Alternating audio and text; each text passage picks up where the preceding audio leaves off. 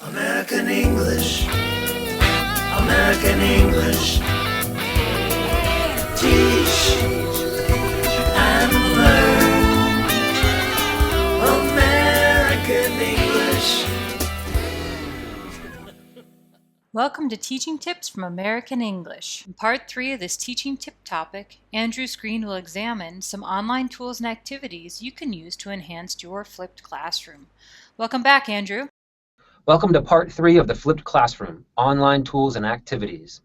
In Part 1, I talked about what flipping is and why teachers flip. Be sure to click on the link on the left if you missed it. In Part 2, I talked about how you can flip learning in your class. Click on the link on the right if you missed it. Let's look at today's goals. Today I'll show you some online tools and activities you can use with your students to prepare them for in-class learning when learning is flipped. Let's get started.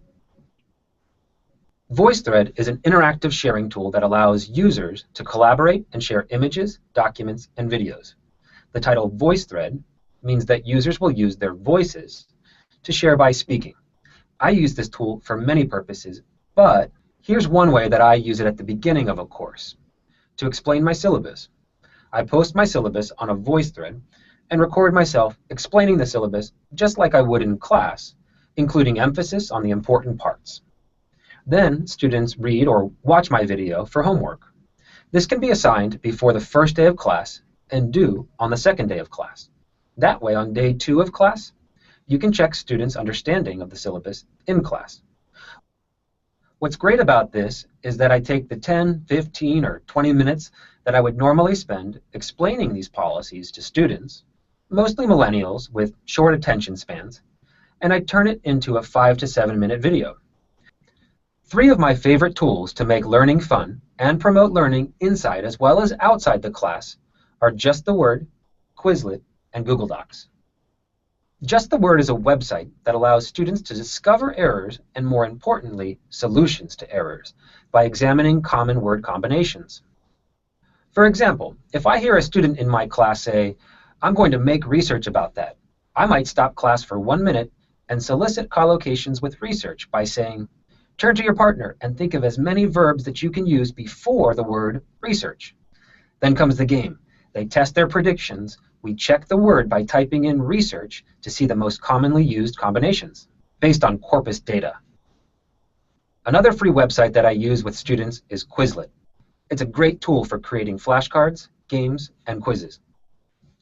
Here's one way that I use it in class, which is intended to get students to use it outside of class.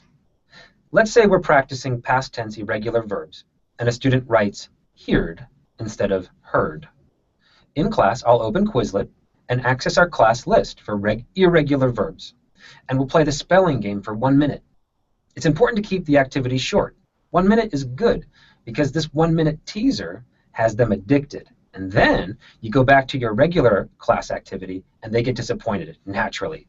So you tell them to continue doing it for homework. I tell students, we don't have time in class for you to memorize irregular verbs. You can do that on your own outside of class by using this tool. The third tool that I'll share with you is Google Docs. This is a document that can be shared with everyone in the class through Gmail. I use it like a chalkboard or whiteboard. It stays open during class, and I type anything that I used to write on the chalkboard here. It sounds like a simple change, but the important piece is that the information is not erased.